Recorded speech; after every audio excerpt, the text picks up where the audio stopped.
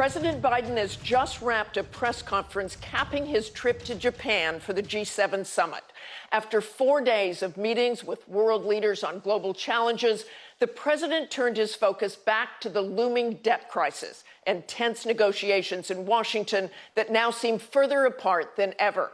Talks with Republican leaders broke down over the weekend, just 11 days until the Treasury runs out of money to pay its bills.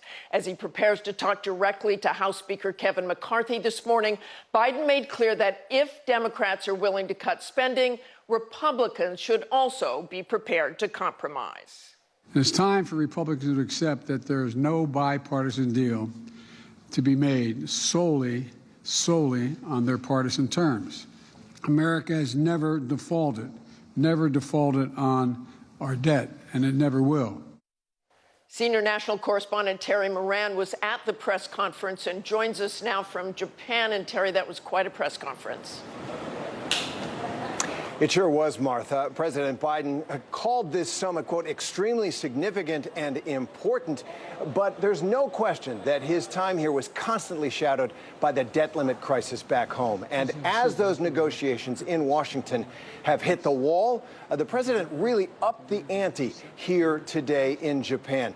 He declared at his press conference that since he's compromised by agreeing to cut and cap some spending, now it is the Republicans' turn to move. And it was definitely just a harder tone, much harder, from President Biden on this. He said Republicans need to move from their, quote, extreme positions, and that what they've proposed is simply, frankly, unacceptable.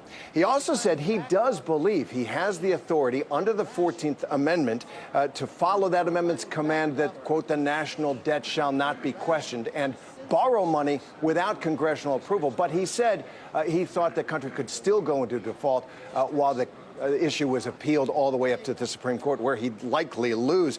And he said, ominously almost, that he couldn't guarantee that the country would default if the other side does something outrageous. All in all, it was quite a press conference, and one that will probably rattle the markets a bit.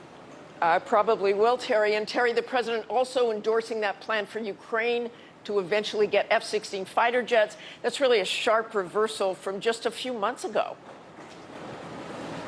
It really is, Martha. 4 months the president said that he didn't believe and his military didn't believe that the Ukrainians needed the F-16s. But several European allies came out publicly supporting the idea. Zelensky has called for it, and so the president has relented, although there are strings attached here. What he agreed to is to allow Ukrainian pilots to be trained how to fly the F-16 at some point. He said that training could take months, and in the end, the National Security Advisor, Jake Sullivan, said the United States still has final approval on when those jets might be delivered and how many Ukraine would get.